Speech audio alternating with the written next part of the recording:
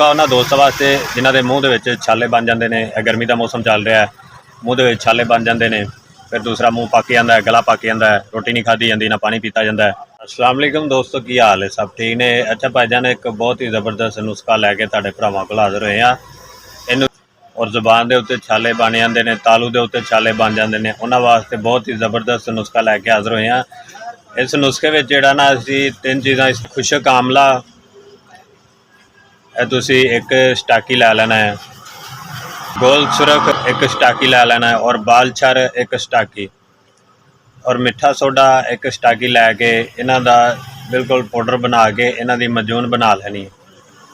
बहुत ही ज़बरदस्त मजून तैयार होएगी। ये तुसी जेहड़ा ना खाने तो बाद अद्धा चम्मच इस्तेमाल करना है।